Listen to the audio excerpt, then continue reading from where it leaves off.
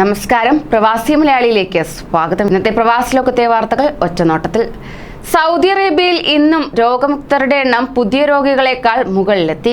1075 പേർക്ക് പുതുതായി രോഗം സ്ഥിരീകരിച്ചപ്പോൾ നിലവിലെ രോഗാവസ്ഥയിൽ നിന്ന് 1213 പേർ സുഖം പ്രാപിച്ചതായി സൗദി ആരോഗ്യ മന്ത്രാലയം വാർത്താക്കുറിപ്പിൽ അറിയിച്ചു.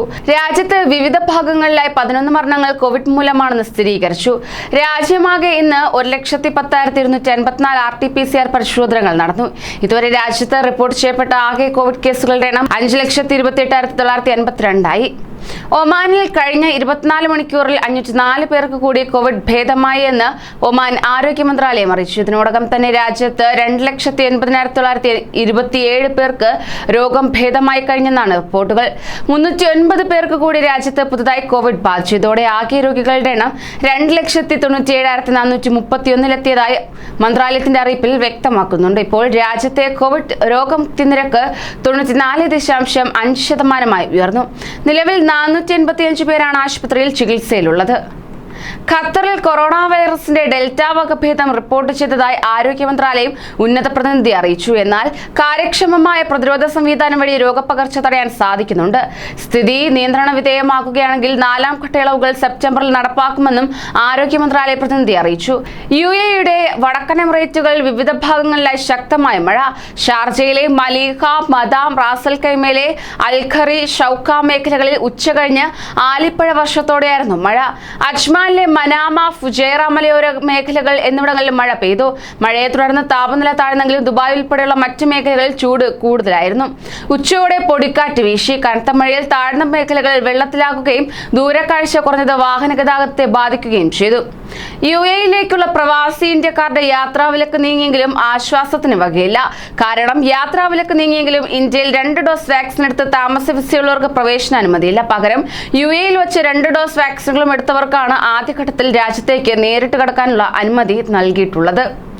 ഖത്തറിൽ കോവിഡ് നിയന്ത്രണങ്ങളിലുള്ള 4ാം ഘട്ട ഇളവുകൾ സെപ്റ്റംബറിൽ മാത്രമേ ഉണ്ടാവുകയുള്ളൂ എന്ന് Hamad General Hospital medical director doctor Yusuf Al Maslamani പറഞ്ഞു. അതും അപ്പോഴത്തെ കോവിഡ് സാഹചര്യം പരിഗണിച്ച് മാത്രമേ പ്രഖ്യാപിക്കൂ എന്നും അദ്ദേഹം അറിയിച്ചു. നേരത്തെ പ്രഖ്യാപിച്ചത് പ്രകാരം 4ാം ഘട്ട ഇളവുകൾ ജൂലൈ 30-നായിരുന്നു തുടങ്ങേണ്ടിയിരുന്നതെങ്കിലും ഈ സമയത്ത് കോവിഡ് കേസുകളിലെ വർധനവാണ് തീരുമാനം മാറ്റാൻ അധികൃതരെ പ്രേരിപ്പിച്ചത്. ഇപ്രകാരം 3ാം ഘട്ടത്തിൽ പ്രഖ്യാപിച്ച ഇളവുകൾ ഓഗസ്റ്റ് മാസത്തിലും തുടരാനാണ് ആരോഗ്യ മന്ത്രാലയത്തിന്റെ തീരുമാനം.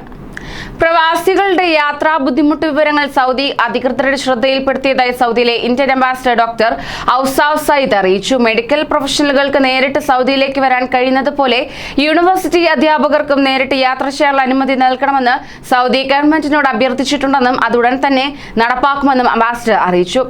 ബഹ്റൈൻ സന്ദർശനത്തിനെത്തിയ അബുദാബി കിരീടാവകാശിയും UAE സായുധ സേന വൈസ് കമാൻഡറുമായ Sheikh Mohammed bin Zayed Al നഹ്യാനെ രാജാവ് Hamad bin Isa Al Khalifa Sakhir പാലസിൽ സ്വീകരിച്ചു. ബഹ്റൈനും UAE തമ്മിൽ നിലനിൽക്കുന്ന ശക്തമായ സാഹോദര്യ ബന്ധവും വിവിധ മേഖലകളിലെ സഹകരണവും പ്രതീക്ഷയുണർത്തുന്നതും GCC കൂട്ടായ്മയ്ക്ക് ശക്തി പകരുന്നതുമാണെന്ന് വിലയിരുത്തി.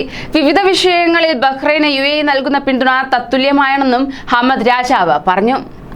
3 തുടങ്ങി 17 വയസ്സ് വരെയുള്ള കുട്ടികൾക്കുള്ള സിനോഫാം വാക്സിൻ കൂടുതൽ സ്ഥലങ്ങളിൽ ലഭ്യമാക്കിയതായി അബുദാബി ആരോഗ്യ വിഭാഗം അറിയിച്ചു. അബുദാബി നാഷണൽ എക്സിബിഷൻ സെന്റർ, അൽ മുഷ്രിഫ് സ്പെഷ്യാലിറ്റി സെന്റർ, അൽ മുഷ്രിഫ് മജ്ലിസ്, അൽ ബത്തീൻ മജ്ലിസ്, അൽ മർഹൽ മജ്ലിസ് എന്നിവിടങ്ങളിൽ മുൻകൂട്ടി ബുക്ക് ചെയ്യാതെ നേരിട്ടെത്തി കുത്തിവയ്പ് എടുക്കാവുന്നതാണ്.